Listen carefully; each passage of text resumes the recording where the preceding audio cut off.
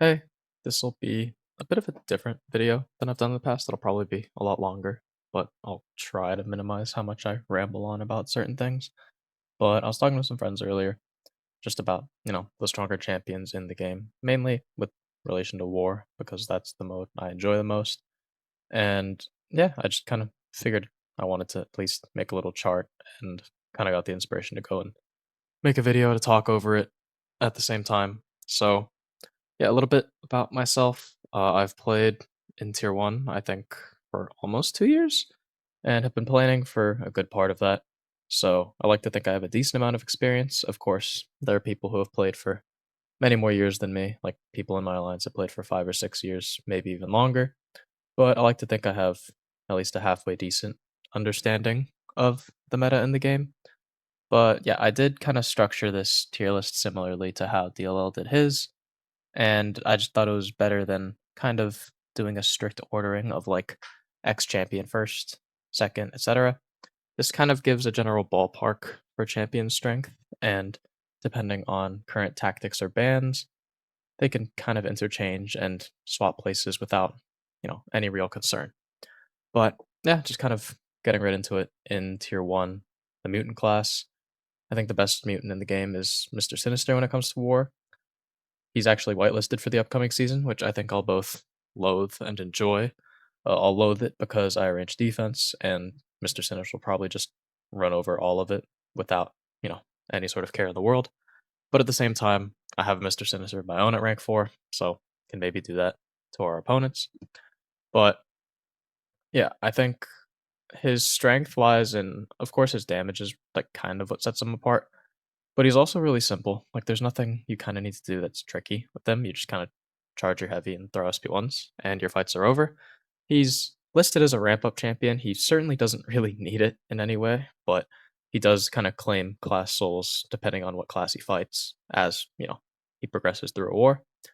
But yeah, doesn't need synergies. He has a couple that help him a lot, Apocalypse and Zola, I think. But yeah, overall, I think Sinister is, very far above everyone else. And next up would be Onslaught.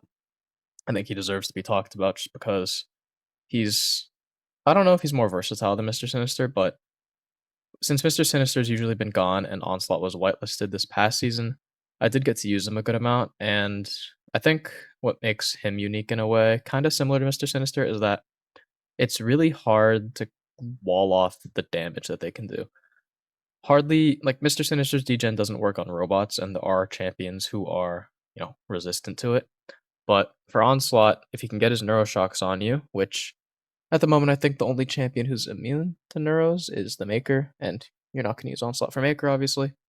But yeah, if you can get your Neuros active on the opponent, and your SP2 can convert them to degen, the fight is probably over shortly after that SP2, if it isn't already. And I think having the triple immunity basically, or 150% resistance to shock, incinerate, bleed, as well as kind of ramping his neuros while suffering from energy damage over time, really just turns him into a really dominant force in the mode. Like there wasn't really anywhere you could hide defenders that used to be scary, like Bullseye, for example, to a place where, Onslaught couldn't, really just handle him easily. So yeah, I think as a whole, the mutant tier 1 is kind of set apart by the first 3 in the sense that they have the easiest access to degen, which is just super rare still, I feel like, and also the potency of their degens that can kind of just be dealt out to opponents is kind of second to none. But yeah, following Onslaught will be Omega Red.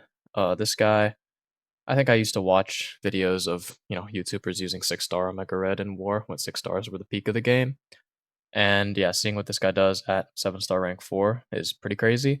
He does need a synergy. It's the Sabertooth slash the Plex Force synergy that just kind of keeps his spores on the opponent longer and just makes it a lot easier to use this champion.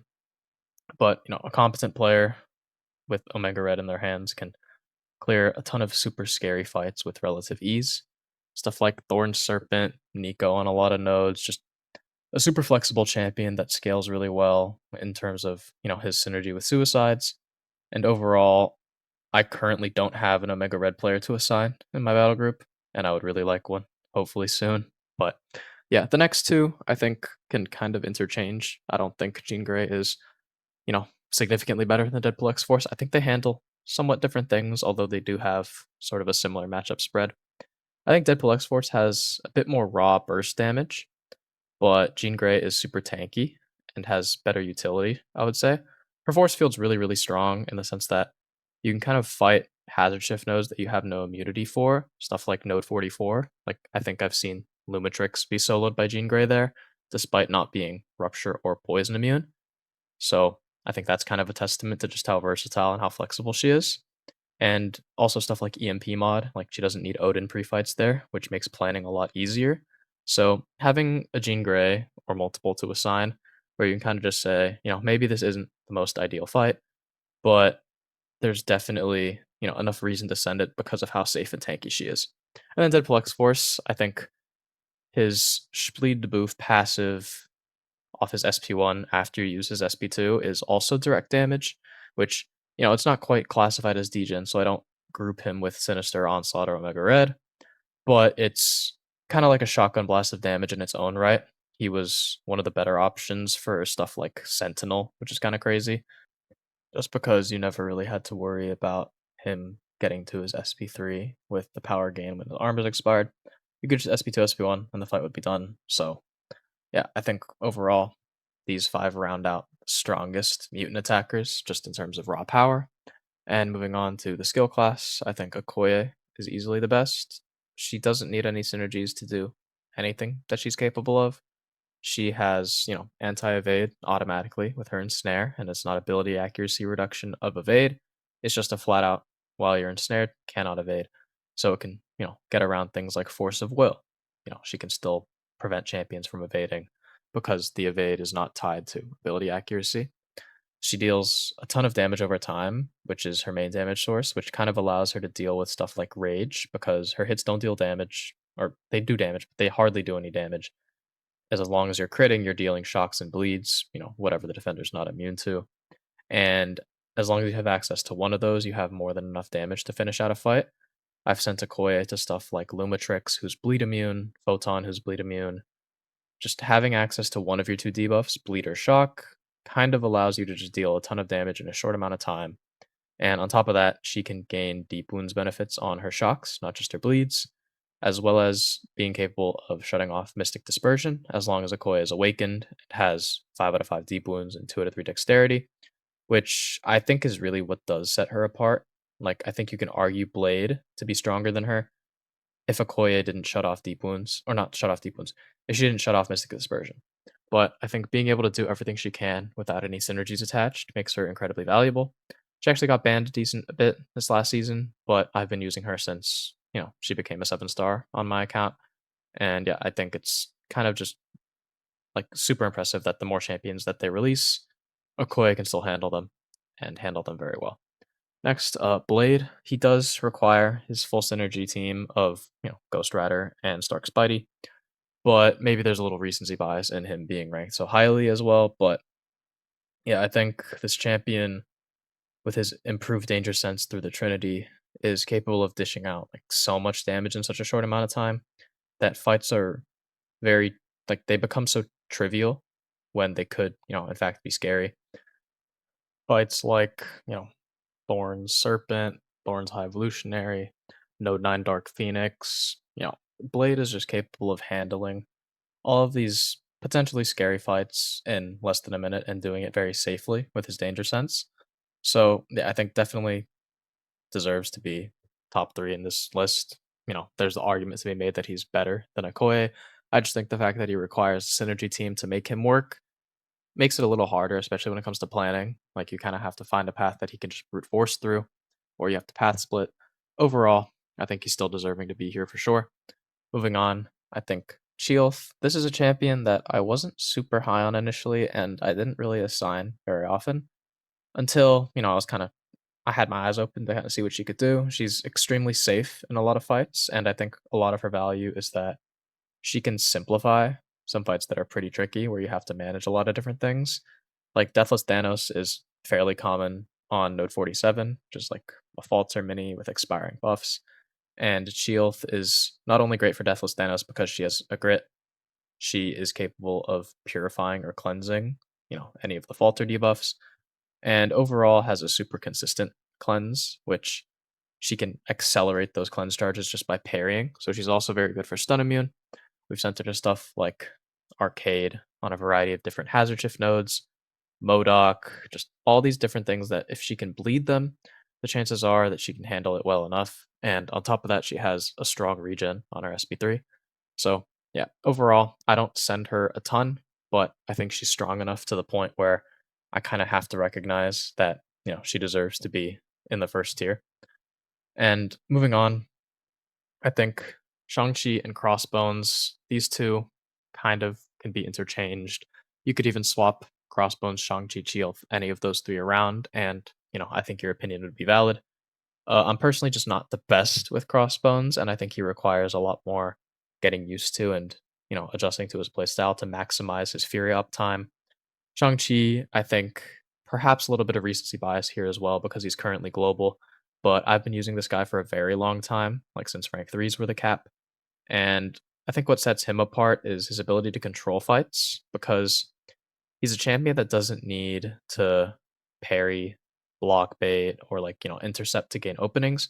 He can kind of just hit into the defender's block and either go unblockable or stun them. And I think that's what brings a ton of value from this champion.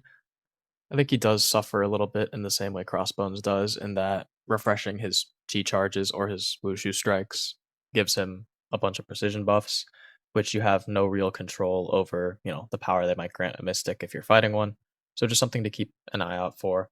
I like that Shang-Chi doesn't really require any synergies, but oftentimes, you'll want him moving with the Wags because with the House of X pre-fight, you can take on stuff like Conflictor really easily in the sense that you can just medium, light, medium, and heavy up to your SB2, and you won't apply any debuffs, so you don't really have to worry about that node. But yeah, Crossbones, I think, has definitely the best defensive ability accuracy reduction in the skill class, and I think that's kind of what earns him the place in the first tier. Skill champions in War, I feel like, have been leaning further away from ability accuracy reduction in the sense that a lot of nodes, have force of will. Some defenders have their abilities protected, and it just kind of makes it harder for some of these champions to work as well as they can. But Crossbones still has more than enough places he shines. I think if you pair him with Red Skull, he's not synergy reliant because he's still very capable of doing everything on his own. But to really fully unlock him and get him the easiest or biggest matchup spread that you can, you give him Red Skull on the team so he can do stuff like Photon on Buffet, Spider Woman on Power Snack, all these things that just kind of make it easier for him to be used. And I think it's really hard to do certain fights without that synergy for him. But yeah, strongest defensive ability, accuracy reduction, incredible damage if you can keep his Furies paused. Overall, having this champion at rank 4 and having a capable player will do very good things for your battle group. Moving on to the science class, I think I was a big Photon believer for a very long time. I think she's still my favorite science champ, but I think Spider Woman's just kind of taken the game by storm in a way. And especially offensively in War, she's actually blacklisted for this upcoming season because of how heavily banned she was last season. But while she was whitelisted in the previous global, I was using her and assigning her to so many fights. I think in my battle group, I think 9 people had Spider Woman rank 4, and the only person who didn't just didn't have her 7-star yet. And then he got her and also rank 4'd her. So I think it makes everyone there. But I think other than, the fact that she's just incredibly versatile, she has anti-evade. She's got an interesting set of immunities. She's immune to power steal, which kind of walls her off from certain mystics, but she's poison and neutralize immune, which kind of helps out versus some hazards, some defenders like Immortal Abomination, and also, nodes that would apply neutralize, such as, node 2. But I think overall it's really just her damage and the way she can deal it out. Like, she can hit super hard on basics once you get her Furies ramped. I think I was doing, 45k mediums on path fights just from not even having max Furies. And then on top of that, you remember that she's a power sting champion. So you can have massive bursts of hundreds of thousands of damage. And at the same time, she's, incredibly safe. So I think all of those things combined make her the best science champion in War. And following her up is Photon, my personal favorite, but I think at the moment she doesn't do quite as much as Spider Woman does. Like, she works for a lot of the similar fights that they can handle because they're both like the primary neutralize immune science champions. But I think Photon is great in the sense that she has anti miss and can kind of ramp her damage up throughout a fight, and then also gain unblockable specials, which allows her to do stuff like Ebb and Flow Intercept Destroyer without an unstoppable counter. Just overall, my favorite science champion to use, but having immunities, having a ton of damage. Like, I think I didn't run this champion with suicides before, but now when I use Photon, unless it's a fight I really can't afford to, I'm almost always using them, and it just speeds her up so much to the point where just like basics and your special 2 are ending most fights. But yeah, great set of immunities. I think she's also power steal immune, but she's bleed immune. So it's kind of like Spider Woman is your poison immune, neutralize immune, and then Photon's your bleed immune version. But Photon also has really high base energy resist, which allows her to deal with stuff like, Cold Snap Hazard. We've sent her to stuff like Node 45 Deathless Thanos, which is Cold Snap and Bleed Hazard and Conflictor. And she can deal with Conflictor with her own passive Petrify, and she can kind of just tank the cold snaps and not really lose very much health off of it. But yeah, moving on. Spider-Man 2099. I don't personally use this champion, and I actually don't have one to assign in my battle group, but I have friends in other alliances that use this guy and swear by this guy. And while he does rely on synergies, if not just anti-venom, anti-venom and scorpion both. But if you have, an experienced player using this champion, they can do some very like jaw-dropping things. I think the biggest example of this would be, Mass Legend. He's doing like, crazy stuff with this champion, and he actually just joined GT40. So I'm excited to see what this guy can do with the champion next season. And because he's a friend of mine, he'll talk about, oh, I'm gonna do this fight. It'll be some stupid thing like a bullseye or a maestro, and I'm like, all right, like go have fun. Like, let me know how it goes.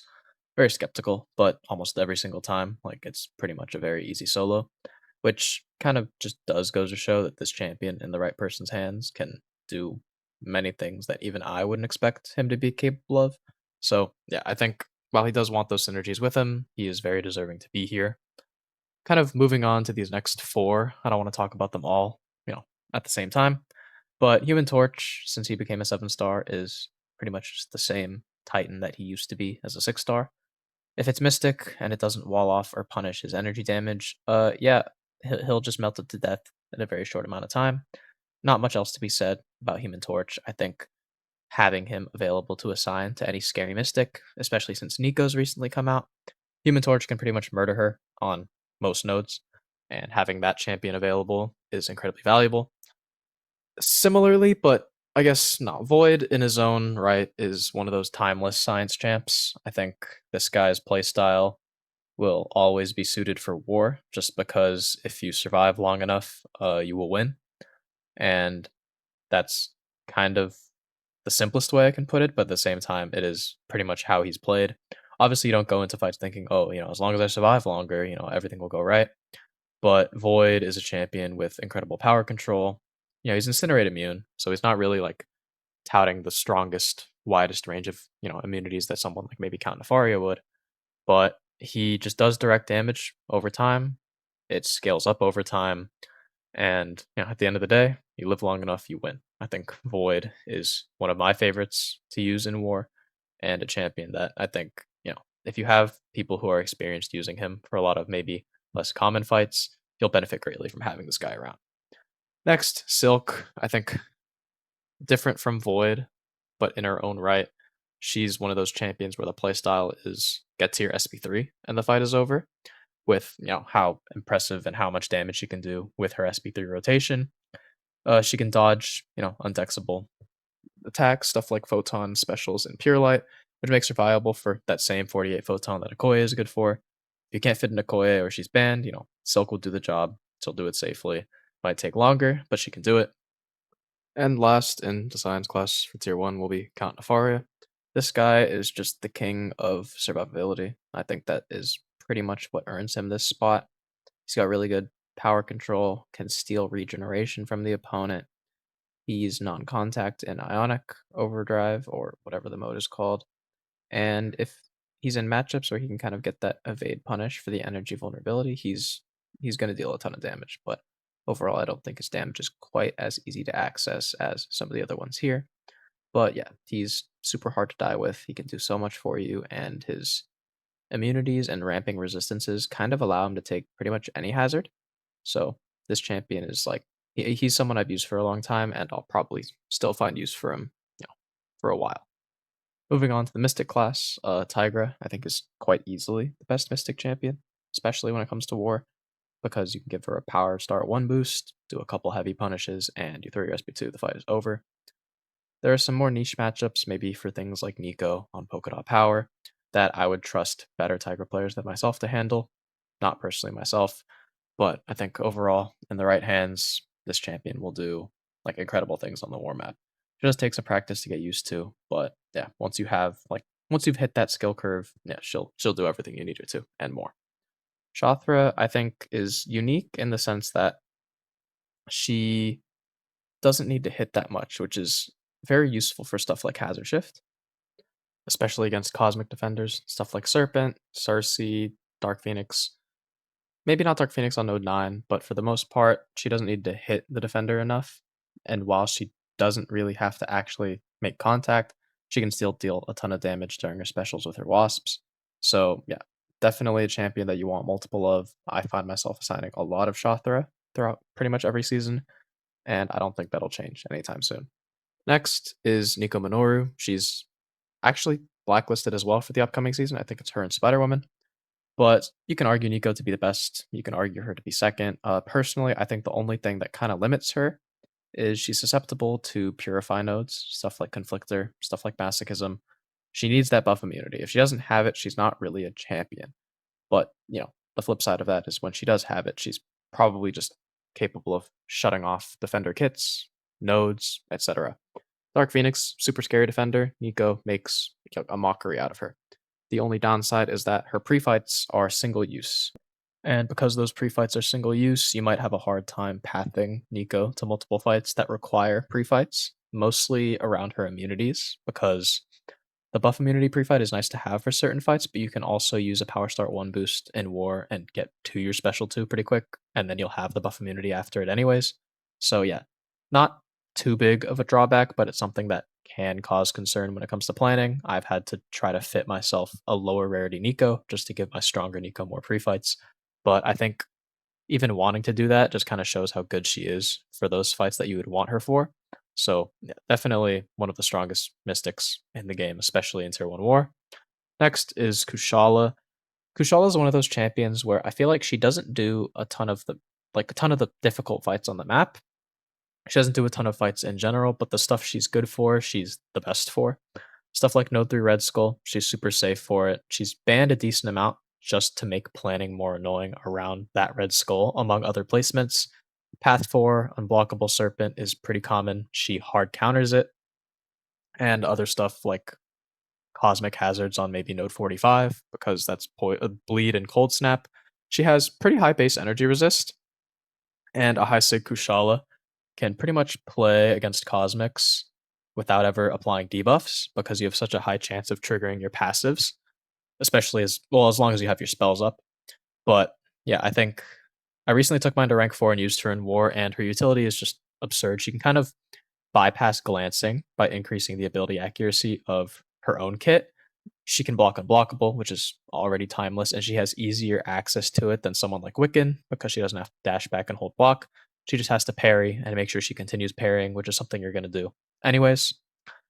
And yeah, next, Werewolf by Night. This is my personal favorite Mystic to use in war. I think it's somewhat boring at times to just kind of like hit block, howl, and like throw your SP2s. But I think it's satisfying, and it's especially useful when he can just brute force path splits. I think pretty commonly people will place like Penny Parker on Rage, and then follow that with like a Cosmic on Node 17. And Wolf is able to just do both of those by himself, along with some scarier fights like Yelena on Hazard Shift, even if he's immune to neither. I've sent Wolf to like Node 43, Hazard Shift, Incinerate, Shock, and you just hit block, Howl, throw your SP2. It does take a little bit of practice kind of getting used to how he works and, just how his kit feels, but I'm super appreciative to have a really good Wolf player in my battle group, and that just kind of makes a lot of things easier. If I ever see a hard fight with bans like a Yelena on Node 43 with all of the stronger mutants removed, I was just kind of like, well, I can send Wolf and you just want to hit into block and it'll work. Next is the Hood. I think he's kind of gained relevance in War more so because Dark Phoenix is a scary defender, especially on Node 9, where Hood is the most common counter. But that's not to say he like wasn't strong already. He's a bit annoying in the sense that you kind of have to manage your bullets, which is like the only drawback. I've had, other battle groups say, "Oh, yo, can someone else take this fight? I'm out of bullets." And I think that's just like kind of funny, but at the same time, it's something to take note of. But stuff like Node 21 Okoye, he's really good for just because he can remove all the buffs. And overall, I think with some of the other mystics more commonly banned, Hood is like becoming a premier option in War. And yeah, having one in my battle group at rank 4 is really nice, where it's just like see a scary cosmic. More often than not, if it's not Serpent, Hood will be able to deal with it fairly well. And lastly is Mojo. I think Andy would kill me if I didn't put Mojo in this tier, but I think he's actually very deserving. He has a ramp champion in the sense that if you are going to be assigning Mojo, he's going to be taking a lot of fights, maybe not 10 fights, clearing everything by himself. But Mojo's kit is kind of similar to maybe Shothras or some other champions. Mojo doesn't have to hit very much once ramped, so Mojo can deal with stuff like Hazard Shift very easily because you can kind of just heavy complete your prompts and kind of feed power to yourself from Mystic Dispersion and then just throw your SP3s. And you're really not making contact with the defender very much. I was pretty skeptical of this champion. I think I wasn't a believer until I saw Andy solo something like Node 9 Serpent, which was like a super scary placement at the time back in maybe season 57. And yeah, he used an unramped Mojo and completely crushed it. I was sweating my ass off with Count Nefaria for like 3 minutes, and Andy managed to do it in just over a minute and a half, maybe. And he was like 90% health despite being immune to neither hazard. So yeah, definitely a Mojo believer now. I don't have one in my battle group to assign, but I also don't know if anyone would say, "Hey, I'm willing to rank Mojo and like do a bunch of stupid fights with him." So yeah, but definitely deserving of being in this tier. Next, the Cosmic class, the least populated in tier 1, but I think it's more just because of how extremely powerful these four are compared to maybe tier 2 and 3. But yeah, starting off is the Serpent. In my opinion, I think he's the most versatile war attacker. Mr. Sinister might be overall stronger because of just the pure speed and like, damage output with a single special.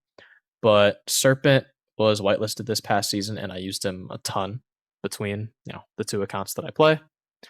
And I think it was just kind of crazy seeing what this guy could do. You could throw him at pretty much anything, even if he wasn't immune to it. Stuff like Node 44 Lumitrix, which is Hazard Shift, Poison Rupture, and Stun Immunity. And you could just kind of play Valkyrie or Spider-Man 2099 style, just hit into block and let yourself like passively gain power and just throw your SP2 into block. And I think it was less than 2 minutes, like 70% finish. So just extremely tanky. I did list him as a ramp champion because he does gain persistent charges that benefit him, but he really doesn't need it. I think unless you're really forcing something stupid with him, you're not really risking death either. He's just like so tanky with his resist and his death immunity. Just overall, I think the safest, most versatile champion in war. So I think I would like he deserves the crown of this class. Next is Deathless Thanos. This guy, I'm not I think he's a good few like rungs below Serpent on the ladder, but I think his utility in war is really nice with his panic and his counterpunch. So kind of work around a lot of things. He's got probably some of the highest just like basic attack damage once you start ramping his Furies off his special one.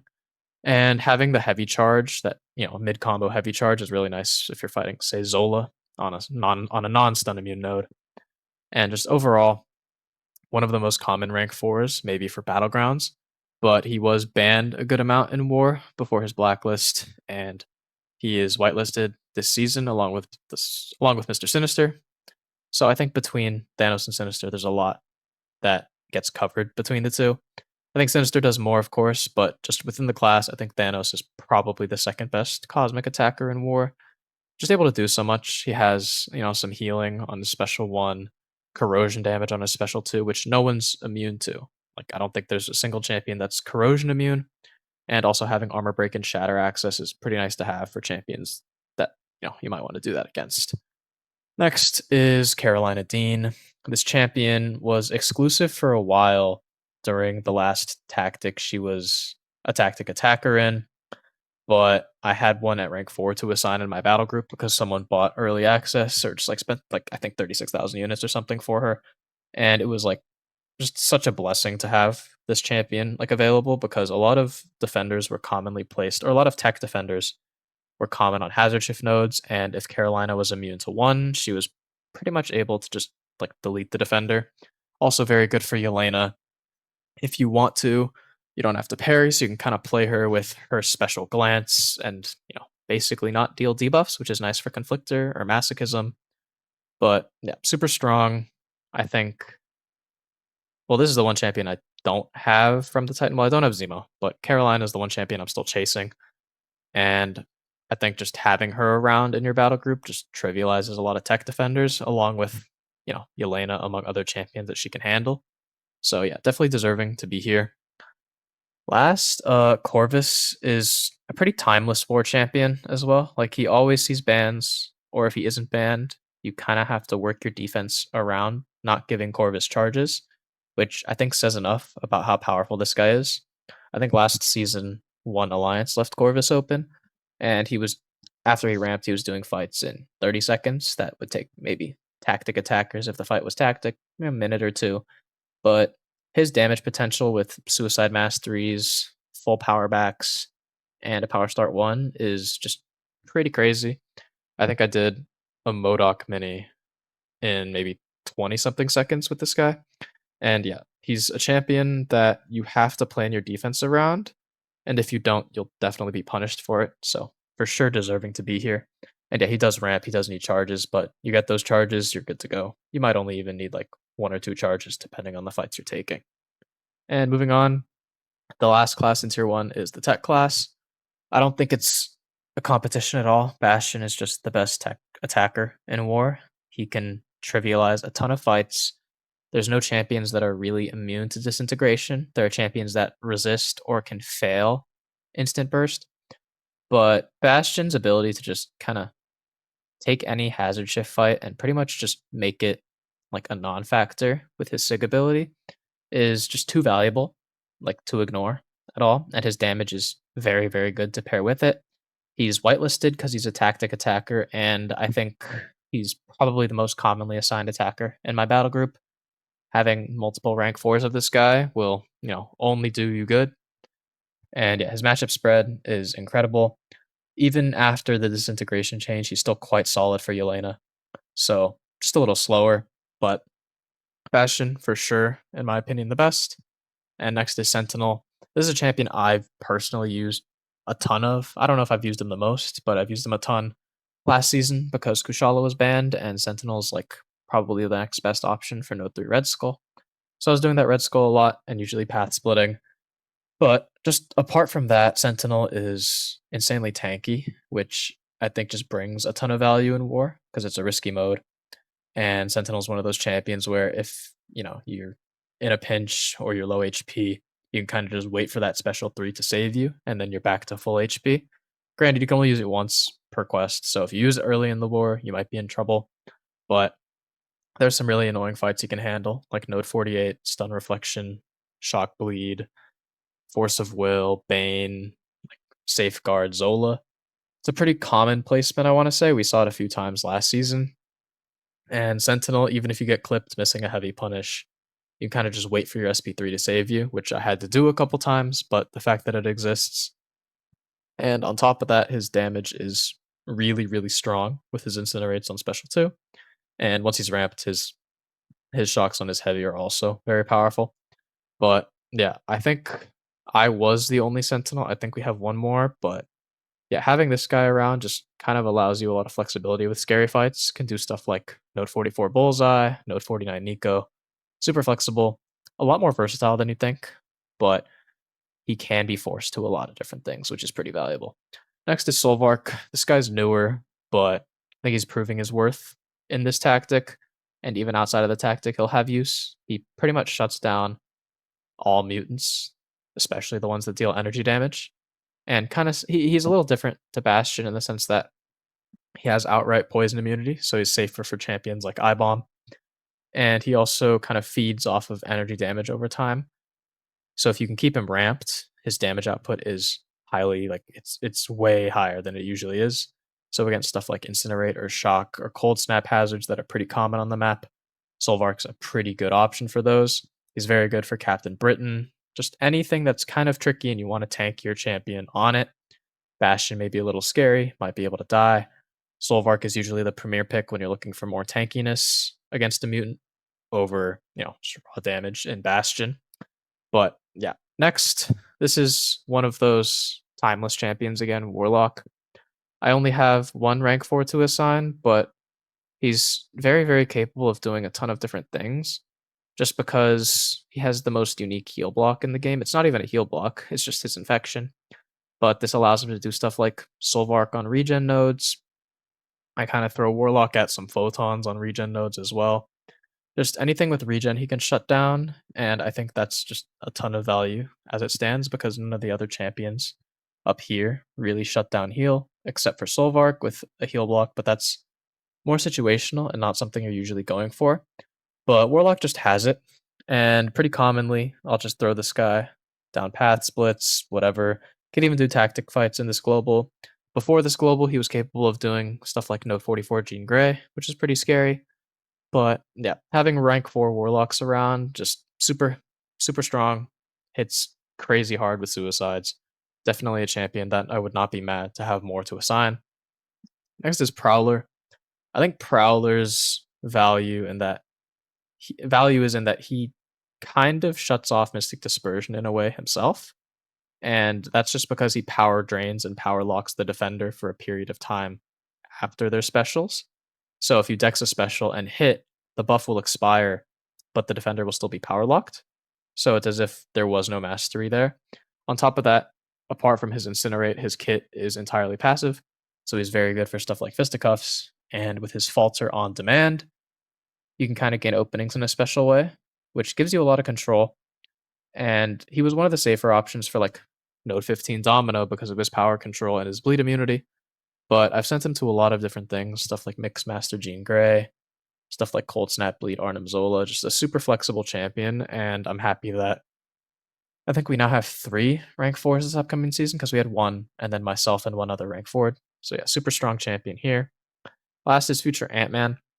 This feels like a little bit of recency bias, but I think in this global, he's been such a staple attacker. Like the people with this champion at rank 4 are usually using him almost every war because of what he's best for is just like the path 4 unblockable mutant defenders that people commonly place now.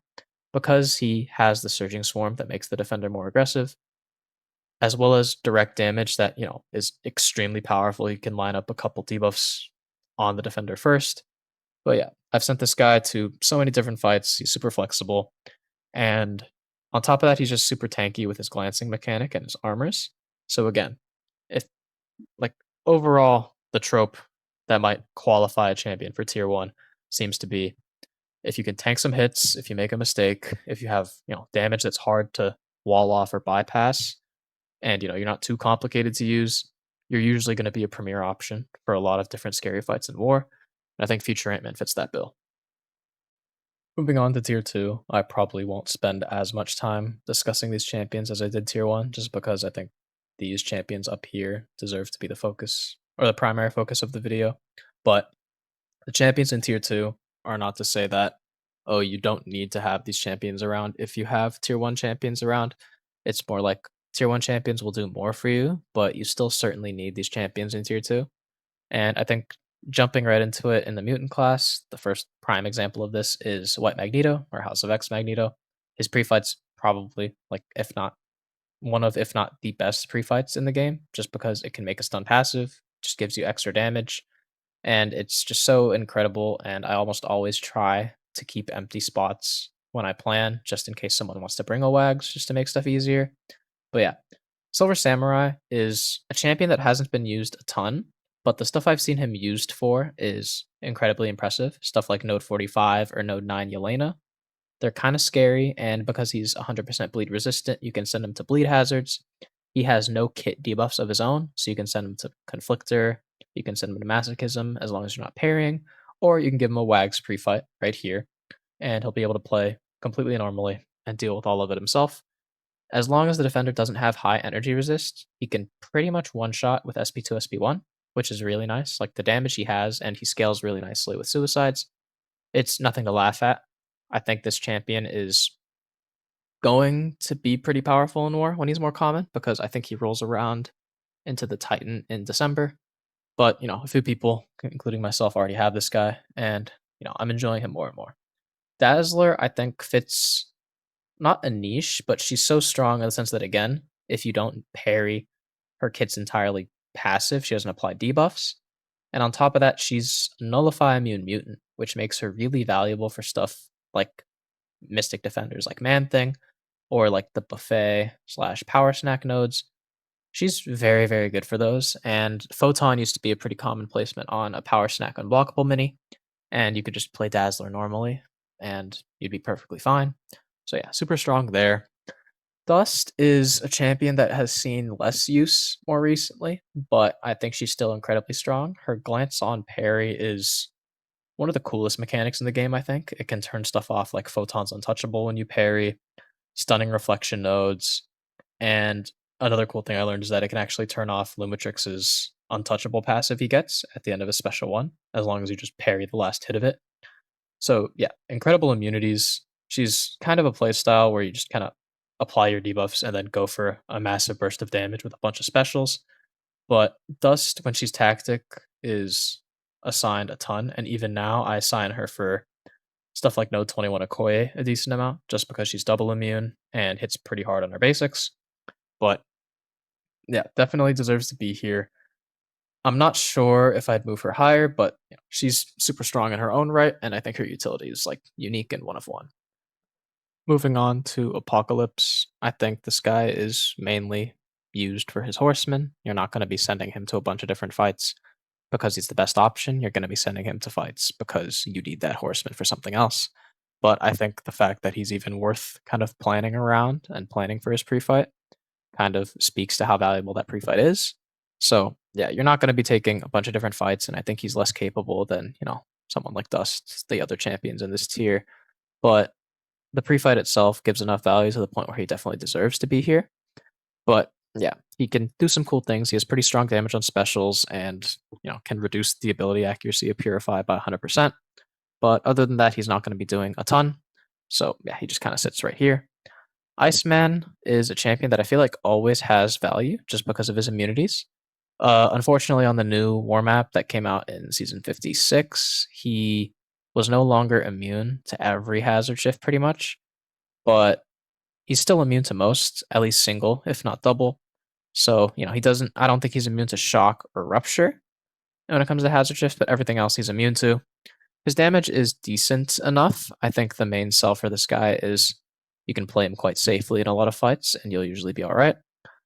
I would send Iceman paired with Carolina down path 9 a lot of wars, and it was usually to great effect. So, yeah, basically whatever Carolina couldn't handle, Iceman could, and vice versa. But yeah, always nice to have one of these around. I don't have any rank 3s to assign, but, I wouldn't mind if someone were like, hey, I'll rank Iceman for whatever fight. Last is Professor X. This is a champion that I used so much myself when I first started playing in Tier 1. And that was kind of before the power back boost change. Now I think he's still strong, but he's not someone you're going to be sending to a ton of different fights, I feel like, just because better options or safer options exist now. He is a little frail. I think he's still quite viable for stuff like Reverse Control's Photon, maybe Lumitrix on a few different nodes, but he's no longer just the get to your special 3 and win champion he used to be. So not quite as powerful as he was. If he still was, he'd easily be in tier 1, but post change, he's just going to sit here. And moving on to the skill class, Nick Fury, I think, deserves to be in tier 2. As powerful as he is, he's really only ever sent to Path 4 Void. So I don't think he fills or does enough to be considered a tier 1 war champion. Like, he's super safe and has great damage, but I just feel like he's not going to be doing that much across the war map to the point where he deserves to be in tier 1. But I think he's, on the higher end of tier 2 champions. Next is Mantis. I think Mantis has an argument to be tier 1, but she feels like more of a specialist because she's really only ever picked out for 1 to 2 fights on the map, and she'll dominate them. But and usually the fights are scary, stuff like EMP Spider Woman, High Evolutionary on certain nodes, but at the same time, Mantis for me feels kinda hard to path for sometimes. Sometimes there's, defenders that she can't do or you want a pre-fight or something like that, and it just makes it feel like Mantis is really only targeted towards defenders like Void and Spider Woman, and while they are scary, I think even before then, she was usually not able to hit Photon in a lot of places because Photon would be placed on nodes that kinda shut off Mantis, whether it was Safeguard, whether it was Force of Will, stuff like that. So, there are a lot of things that can slow her down, and I think that kind of limits her to this tier, but, yeah, still definitely deserves to be here. I think she's incredible for the scary fights that you do send her to, and I have a rank 4 to assign, and with full suicides and, like, power backs, she's, like, pretty much SP2 one shot against anything. And Mole Man, I think, is unique in the sense that he has that block unblockable feature, which a lot of champions overall don't. And I think that already just gives him a ton of value, makes him great for stuff like Node 42 Spider Woman, while Shang and Crossbones are both great for it as well. I think Mole Man can kind of just be sent without a pre-fight or without a synergy, which I think makes planning a lot easier sometimes, because when I would take the fight with Shang-Chi, I would need a Wags and I would need to wait on it. Crossbones would require the Red Skull synergy, and Mole Man can just do it by himself. And on top of that, he has a ton of damage for other fights. Seeing a bit of resurgence just because he's currently tactic for the attack pool. But yeah, super strong. Very happy that one of my members decided to use a choice rank 4 on Mole Man. And I didn't have to demand to do it. He just offered it and makes my life a lot easier because that Spider Woman is extremely stressful. Black Cat, I think, is not super strong, but there are fights that she dominates that other champions can't. Stuff like Path 3 Safeguard, Photon, for example. Mantis can't do that. Black Cat can dominate it. She's just a very, very strong champ once she gets her sabotage and her defensive ability accuracy going, or her reduction of it. And I think that kind of just plays into her strength. She's really good for high evolutionary in a lot of places because she can increase her combo meter, fail abilities, and just apply really strong bleeds. Her damage is really strong, but having no immunities. And sometimes she wants the synergy that starts her with 40 combo just to kind of get her going quicker. So, there are some iffy things with her. I'm not the biggest fan of Black Cat, but I do recognize how powerful she is, especially in this tactic. Outside of it, she's really kind of in the same boat as Mantis. You're only sending her to 1 or 2 fights, but she will dominate them. Next is Lumitrix. I personally didn't assign this guy to very many fights other than Void on node 15, the exhaustion node, just because Mantis was sometimes iffy. But I think I do need to assign more of this guy, and I think if I were to do so, he would move up pretty quickly, just because some of the stuff I've seen from other people outside of GT40 with this champion is really impressive. Stuff like high evolutionary bosses, high evolutionary minis, just like a super flexible champion in the right hands. And I think the only reason he's kind of down here is because that skill ask for him is pretty high, and if you mess up, you can be slowed down and just like completely walled off. So he kind of just sits here. Moving on, Stealth Suit Spider-Man is fairly new to the 7-star scene, but his ability to kind of just shut off nodes and kits with whatever pre-fight you select, usually the Enervate pre-fight to prevent the defender from gaining power, it's really impressive. Allows him to hit stuff like, Nico and Rich Get Richer, Solvark in a lot of places. It'll be slower, but it's very safe and doable. And I think having that permanent uptime on your debuff with the Scorpion synergy is going to promote him very soon. Like, he should go up as he becomes more popular as a 7-star. The only issue is he's super frail, and the 6-star is, even more frail. So I wouldn't really assign him against 7-stars. But yeah, Zemo, I think, is he's tankier than you think. And I've seen this guy do a lot of impressive stuff, like Node 42 Spider Woman. Again, like a lot of these scary science champions can be handled by a variety of different skill champs, which is nice. But I think Zemo is a little harder to pull off. And he's, not a super fast attacker unless it's against like a photon and your relic crits and your SP1 crits. But I think overall he's going to become more popular. And I think I really like what I've seen from him so far. Unless it's Patriot, and I think this guy is really only here because of his ability to block unblockable and to do it as consistently as he does. Like when Node 42 Spider Woman wasn't common, or not wasn't common, when it wasn't a tactic fight, Patriot would be very easy to send there because you could just block everything, heal up, and just parry with a Wags pre-fight and just hit into the stun. It would take a while, take like 3.5 minutes, but it would work. So I think he's a pretty safe attacker. I wish he had a little more going on for him in terms of, maybe raw damage output to speed stuff up, but having that utility kind of sits him towards the bottom. Moving on to science in tier 2. I think a lot of these champions kind of suffer from not doing more than the champions in tier 1, which makes sense. But I feel like in other classes, the tier 2 champions fit more specialist slash niche sort of fights that tier 1 doesn't always cover. But it feels like for science, tier 1 champions are so dominant that it's hard to find stuff that tier 2 does that tier 1 doesn't. But Quicksilver, I think, has a really nice combination of anti miss, slow, and power control, which kind of gives him value wherever you use him. He's pretty good for stuff like Buffet Red Skull, but there's just champions that do it better. I really want this guy to have a tactic he shines in because he's one of my personal favorites. But at the moment, it just kind of feels like forcing it to assign him to a lot of things, unless everything else is banned out. But a champion that does have a niche in this class is definitely Luke Cage. The concussion that he can get against Mystics specifically is really powerful. I think it's 150% if you have 2 stacks of concussion against Mystics, and that's just like a total shut off of most defenders and most nodes. His exhaustions also reduce ability power rate, which is really nice. He's useful and has been used for stuff like Node 9 Serpent in the past. Takes a little bit of, RNG and luck to be on your side, but I think overall on he's very safe for a lot of things, especially because of his Sig ability. Gives you a free invulnerability boost, which is always appreciated. This guy was pretty commonly used on attack for me back in the Secutor tactic when Enchantress and there was like power gain and miss. But yeah, I was using this guy at rank 2 for stuff like rank 3 Enchantress bosses, and he crushed it. Deathless She-Hulk, I think, does a good job of shutting off unblockable effects, which is kind of why she fits a niche here with her fear and overall just having trauma damage, which isn't, super common. She can manipulate defender AI to be, more likely to throw specials, basically like a built-in taunt, kind of like OG She-Hulk. But yeah, a pretty strong war champion. Sent her a decent amount when she was tactic. She doesn't really see much use outside of that global that she was part of.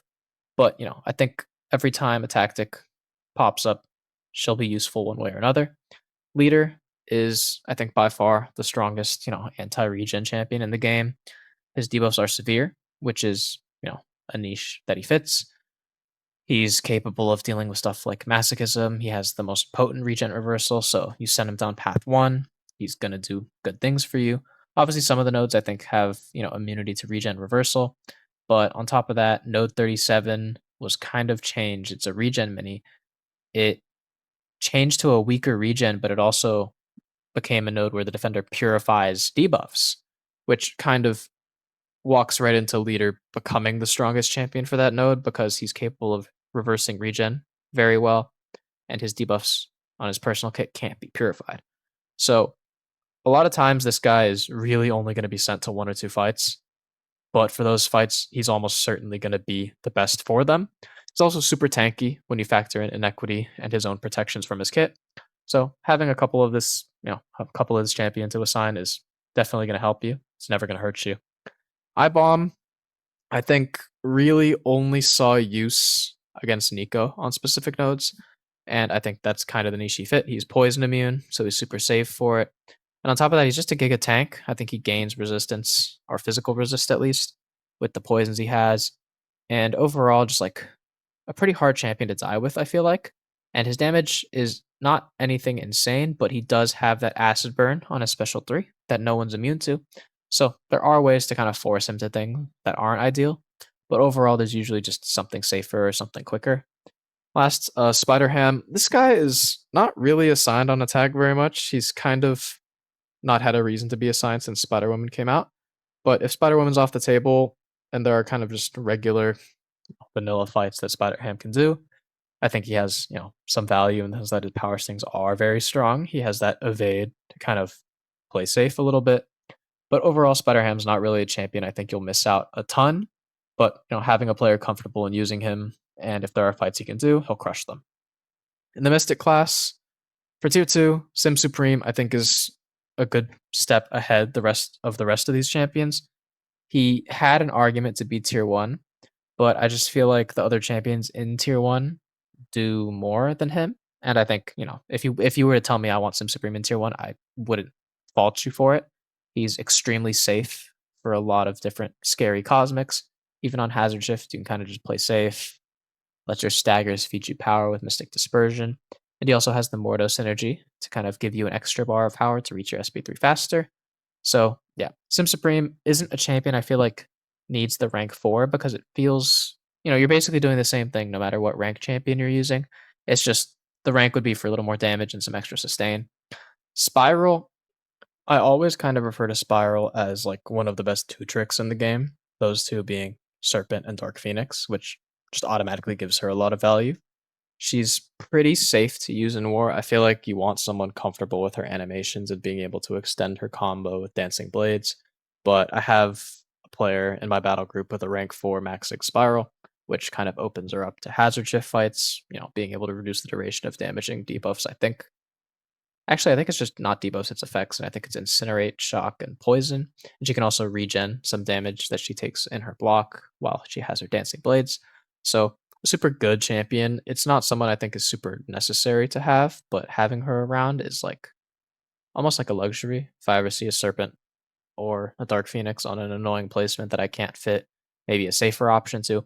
Spiral will usually still be able to handle it very well. Wiccan, I don't personally love this champion, but I've had to use him a good bit in war. He was actually my first 7-star rank 3 because I think at the time he was my only mystic, and I got a mystic 2 to 3 gem from Necropolis. But he has a ton of utility in the sense that he's reverse controls immune, which kind of gives him some value against maybe the annoying reverse controls node. He's pretty much only really sent if you see a null on a fight that he can handle. He's not really sent to a lot else. Like, there's not much else that you'll send Wiccan to over any other champion. Occasionally Serpent on the path 4 unblockable node, but I've seen that go very, very wrong at times. I think overall having Wiccan in your battle group is nice to pull out for a couple fights if, planning is becoming a stress, but I think overall he's good at fitting his niche, which is fighting unblockable cosmics, and unfortunately, he's kind of rigid in his playstyle, so not the most user friendly. He's also like extremely frail, but overall, if there's an unblockable null, Wiccan's probably your guy. These last three champions, I feel like are more pocket picks. They're usually Purgatory, I think, has a bit of an argument because she was really strong in the Coda Global, I think, where tactic attackers punishing specials gained unblockable. She was really strong for a lot of different things.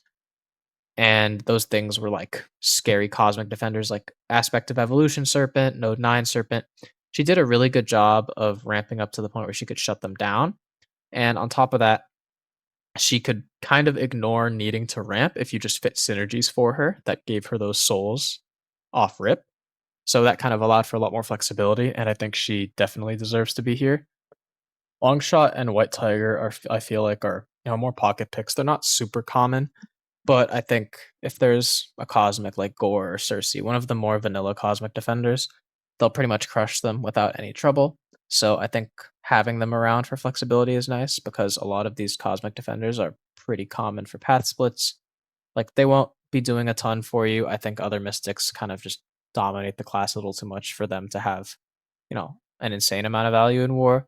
But having these two around is still pretty nice. White Tiger sees the field occasionally if there's a weird, annoying gore placement, just because she completely shuts him off. Longshot, it's more like, there's a ton of buffs he can feed on. He's usually good enough for the job. But Longshot having no immunities, other than I think he has base 300% ability accuracy, so he's kind of AAR immune in that regard. But White Tiger is Nullify immune as well, I think. I think I forgot about that. That's also like a nice kind of niche piece of utility to have if you're ever fighting, Power Snack or Buffet. In the Cosmic class, a lot of these champions accomplish similar things. Like Vox and Medusa are kind of anti-auto block. Null and Angela are kind of similar in that regard. But Cole, I think since his buff has been really powerful in the sense that he just has so much damage. Like, you just throw a few heavies, you trigger route, and then you just go crazy. The only downside is, again, kind of frail, no immunities, and just overall can like he has nothing to kind of help his debuff stick. So if you're fighting like a high sig bullseye, a lot of your armor breaks can get purified. But still, I think very powerful in the sense that you can ramp him, and when he's ramped, he will pretty much clear everything out. He'll do stuff like Soul Arc on minis in like 30 seconds.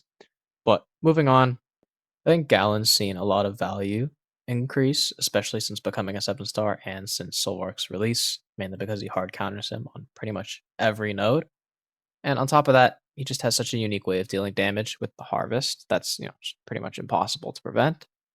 And just overall super safe to use. He gains regen unstoppable and can gain openings in different ways with that unstoppable. So I think this guy having him around is super nice to have. Again, he's not going to be doing a ton of different fights, but for those fights that you want him for, he's the primary option, which I think solidifies him here. Dark Phoenix, I think everyone knows her as like, one of the most annoying defenders to fight if you don't have a proper counter, but she's actually quite strong on attack. She's just so tanky and has that pretty much second life that heals her to full based on how much energy damage she's dealing during her immortality. And I've just seen a ton of really cool things from her, and I think she's almost underrated as an attacker. I don't think she's quite, of the level of the other tier 1 cosmics, but I think she flies under a lot of people's radar, maybe because she was exclusive, but I'll definitely try and find any reason I can to use her. Vox is a bit unique in the sense that he's like in the way that Galen is just straight up immune to nullify. Vox is heavily punished by it. I think he actually just takes damage every time he's nullified, and for that reason, Vox is a little more limited. However, Vox has a good amount of value against defenders like Sentinel, Solvark, Arcade, being poison immune, and also having access to both Undermine and Vigilance to kind of deal with auto block and miss, which is, I want to say, it's pretty common in a lot of defenders that can be quite annoying. If not common on defenders, it's common on nodes. There's Falter on node 6. There's also Falter on node 47, I think. So Vox is a champion that I feel like can do enough of a job for you, and is also actually quite good for node 44 Elena with stun immunity and poison, rupture, hazard shift, because those degens scale up in their damage, like they start to tick for a ton. But I don't think you're missing out on a ton if you don't have, a rank 4 box to assign. I think rank 3 does more than enough of the job. Maestro is not nearly as common as it used to be on attack, but I think having those immunities and also the glancing mechanic is just a ton of value already. He's tanky, he has immunities, his damage isn't anything crazy, but it's better than most people give him credit for, especially when you throw on suicides. He'll handle stuff like tech defenders on node 43, maybe node 18 as well, because he's immune to all of those hazards. But overall, there are probably other champions that can handle what Maestro does. If he's part of an attack tactic, then usually there's more reason to use him. But for now, I don't think there's that much reason to say, okay, I'm going to bring Maestro for this fight and this fight and this fight. Medusa, I think, kind of falls in a similar boat as Vox in a way. She has her own true accuracy, but defenders like Arcade and Penny Parker kind of remove that true accuracy. And overall, she's not someone who's commonly used in war because she's not very good for Sentinel either. And I think that kind of hurts her in a way. So just kind of having one around is nice. I don't think I have anyone with a rank 4 Medusa. I think a rank 3 will do the job, but at the same time, the other cosmics like Thanos, Serpent, like Carolina, because Thanos is whitelisted next season, I don't know how much reason I'll be able to find to say, oh, maybe Medusa is better for this. Just because a lot of the scarier defenders in the game aren't robots. And if they are newer tech defenders, they usually have some sort of anti-armor break, like Sentinel. And in turn, this kind of hurts both Null and Angela. Angela is still quite good with suicides, and if you give her Odin pre-fights and the synergy to ramp her up. Null, on the other hand, hasn't really seen much offensive use, I want to say. He's pretty solid for soul work, but at the same time, he kind of falls into the area of, kind of hard to get around a lot of the things that defenders do. However, Null with suicides is super powerful and someone that I think is worth keeping around. But in the current state of the mode, I don't see him having a ton of value when, again, like just other cosmic champions handle what he can better. Moving on to the tech class, I think Viv Vision has seen a massive resurgence since becoming a 7 star. being nullify immune and having like, her phase mechanic to get openings for free, as well as having, heal block and suppression. I think she just has a ton going on for her. And while she is very frail, I think experienced Viv players can do a ton of sketchy, maybe scarier fights on the map. Stuff like Zola on Safeguard, because a lot of her damage is that incinerate burst. So yeah, having Viv around, she almost has an argument to be tier one, but I don't think she does quite as much as the other champions, recency bias removed. Because I feel like while she is currently one of the best tech attackers in this global, because she can do things that Bastion and Solvar can't, overall, I don't know how often I'd be finding myself reaching for Viv over some of those champions like Prowler, Warlock, etc. But I think she's still incredible. I think she definitely deserves to be here. And if you were to tell me I think Viv's tier one, I wouldn't blame you. I think there's an argument to be made. But in my personal opinion, she's not assigned a ton. And there's a little bit of recency bias affecting her popularity at the moment. Ironheart is a champion I personally don't like very much, just because I kept pulling her from 7-star crystals. But there is a guy in my battle group with a 7-star rank 4 Ironheart, and while it's a less popular rank 4, she's very, very, very good in war. She has a ton of utility with her tracking mechanic, her, choice of damage over time kind of style, whether it's energy damage with Incinerate or physical damage with Rupture. Kind of allows her to do things like Photon. She's pretty commonly sent to Photon on reverse controls because she's reverse controls immune. And just overall, doesn't have incredible damage, but I think Ironheart is a champion that can flex to a lot of different fights without being obviously the best option for them in some cases, but still being, more than safe enough and more than capable of handling them.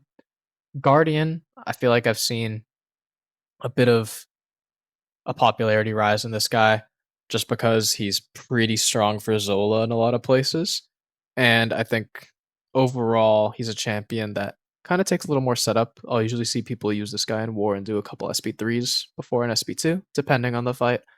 But overall, I think his utility is really nice in the sense he kind of passively gain power by parrying during specials. And just overall, a champion that I feel like I wish I had a rank 4 to assign, but I don't feel like not having him is, a big detriment. So I think he sits pretty nicely here. The Maker, I feel like, has seen a rise in popularity and usefulness with this global, but at the same time, I think he was pretty strong outside of it. He wasn't a champion that I felt like was super necessary for a lot of different things because a lot of champions kind of just do what he did, but he's, the only Neuroshock immune champion in the game, so I think there's value that he has against champions like Onslaught, against champions like Jean Grey or Captain Britain. So he automatically kind of sets himself apart in that sense. And on top of that, his mind mechanic and his passive evade stun kind of allow for him to do this weird like hit minimization playstyle where you're not really hitting the defender very much, but you're still capable of dealing like all your damage because it's really just his heavy knocking the defenders into the mine as well as a big SP2 burst at the end to kind of gain his damage. But he's reverse controls immune. I think he has increased ability accuracy. And while I don't think he's incredibly essential, I think there's a lot that he can handle. And having a rank 4 maker isn't something I wouldn't be mad about it. I would be happy to assign it. But I think everything he's capable of, it's like fine enough at rank 3. And, if you have someone who's really good with the champion and really willing to make it work, I think, it can benefit your battle group, especially because his pre-fights are also pretty nice. But overall, I think sits pretty nicely here. I think he definitely has room to grow in the future. But next, Shocker, Jack-O-Lantern, and Shuri. I'm kind of just going to talk about these three at the same time. Shuri, I feel like, is always going to have use because she's non-contact, doesn't have a dexterity buff, and, can make her debuffs passive. I think overall, I've seen a lot of really impressive things from, I think, a guy in Noon using a rank 3 Shuri, or not rank 3, using a rank 4 Shuri for a ton of different fights, stuff like Zola, stuff like even Serpent on the Thorns node she was used for because she can block unblockable specials with her dupe, I believe. So yeah, she's just a pretty utility pack champion with good enough damage. So I think she'll always, or not always, but she'll have a place in war for a while. I think she's not as popular of a rank 4, but I think if she's tactic for certain fights, she could end up becoming more popular. But someone that's also kind of lost popularity is Shocker. And this isn't really because Shocker's become worse in any way. It's more that just like Bastion, Sentinel, Solvark just kind of do what he is good for, but they kind of do it better, or maybe not do it better, but they might do other things and cover more ground, which just makes planning easier, where you can kind of assign one champion to do a bunch of different things rather than, picking out Shocker to do maybe one or two more specific fights.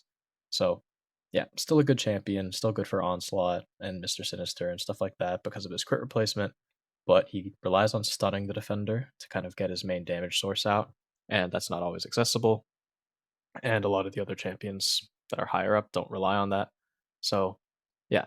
Last, I think in this tier is Jack, and Jack is a champion that I feel like isn't seeing as much use because he's not global attacker this tactic, but I think overall he's still like incredibly strong. Like I've seen this champion do like onslaught war bosses in like a minute and a half, maybe punching up. He's very good for Captain Britain. He has reverse controls immunity and incinerate immunity, so he has a decent amount of utility when it comes to war.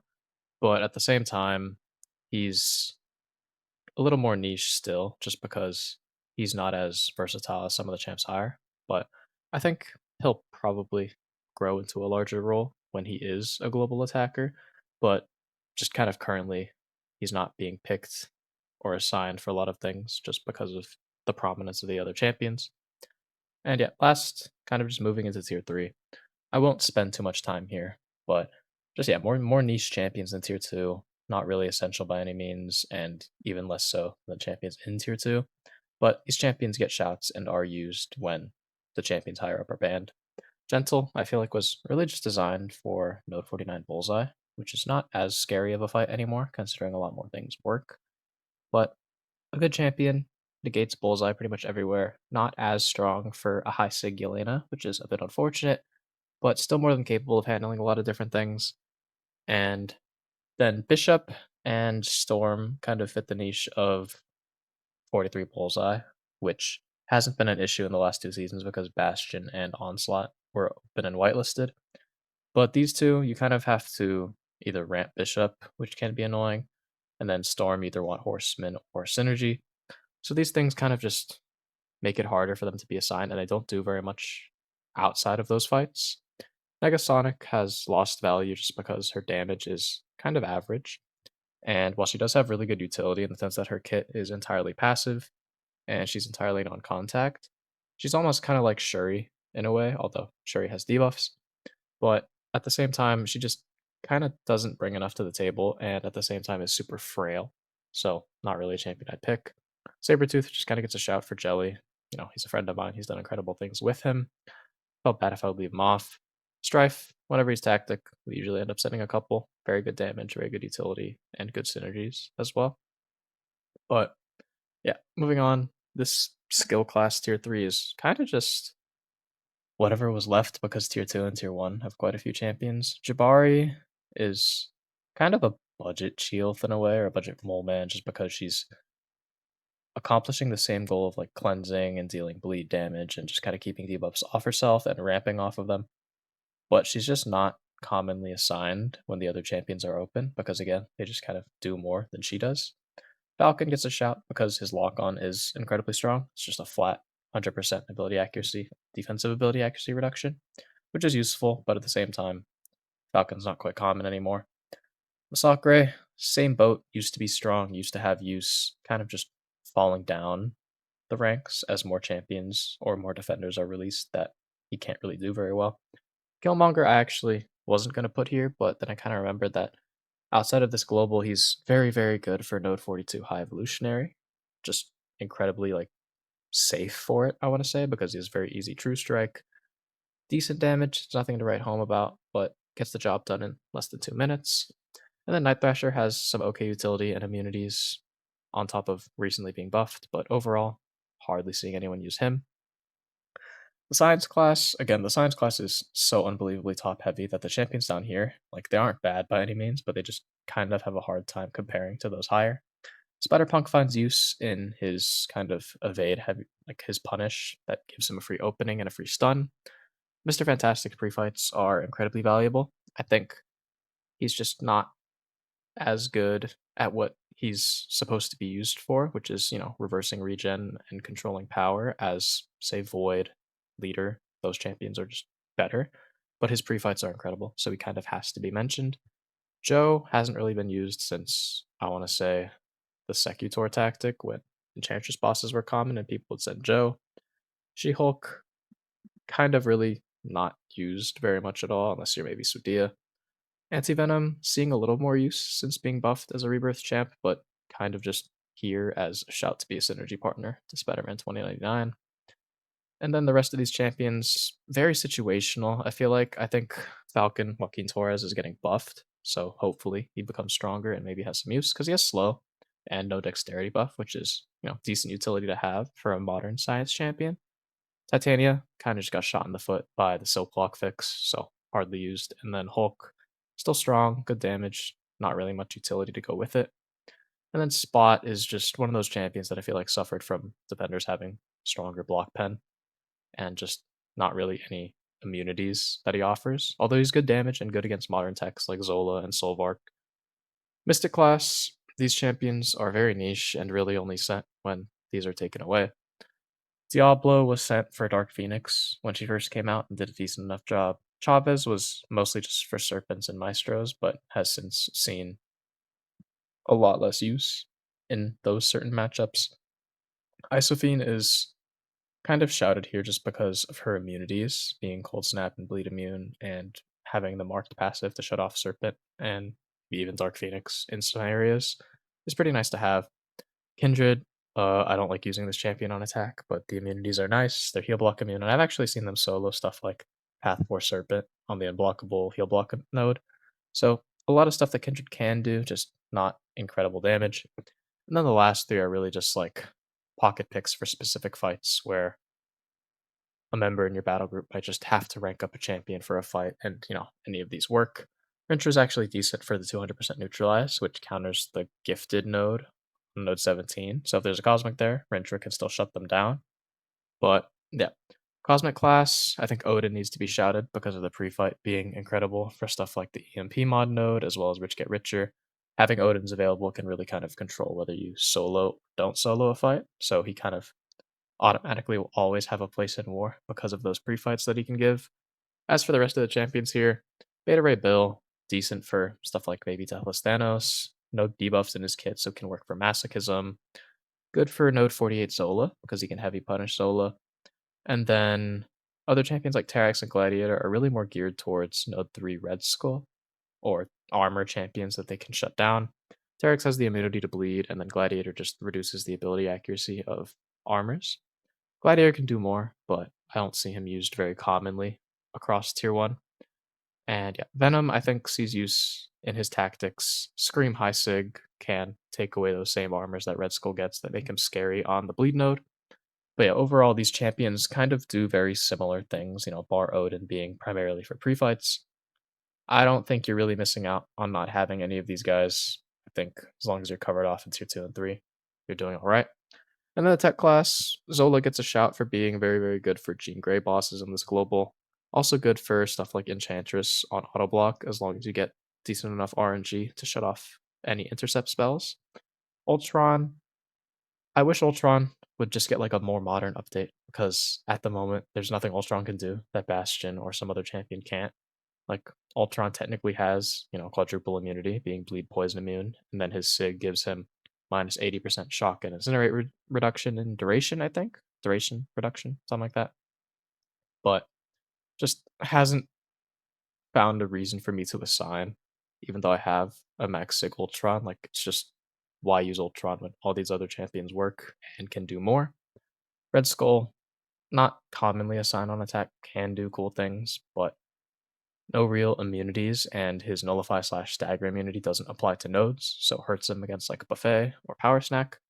Infamous Iron Man actually sees more use than anticipated, could even be argued into tier 2 if you wanted, but I've seen him do a lot of cool stuff like, Path 4 unblockable stuff with his power control. I've seen him solo Node 43 Elena because his like shot crit bursts aren't capped, or maybe they are, but he still has decent enough damage to get around it. Lady Deathstrike is more of just a utility tool. Like her damage is not very good, but while she has her heal block on the defender, on a mutant defender at least, they can't go unblockable or unstoppable, which is pretty nice to have. And then Hulkbuster Iron Man are just kind of like more niche. Iron Man has decent immunity, is very tanky, but not super well equipped to handle a lot of modern mutants. And then Hulkbuster is kind of just walled off by stand your ground, unfortunately.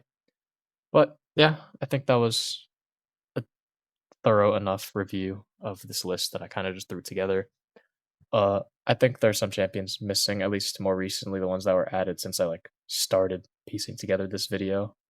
And now are, I think, the Mystic Indian Spider-Man, who I think would slot into the top tier nicely, especially for war, because, neutralize on specials counters Footloose and is also non-contact versus Cosmics, so stuff like Thorns. But yeah, again, these are just kind of my generalized opinions.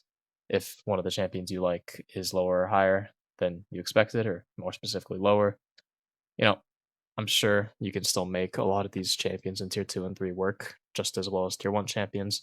It'll just take more effort to do that. But yeah, I hope you guys enjoyed this video, maybe learned a little bit, and if this helps you guys plan or anything else along those lines, then I guess it's doing its job in a way. But I don't know if I'll upload very consistently at all. Like I am still quite busy with school, but I appreciate you guys for watching, and I will maybe see you in another video.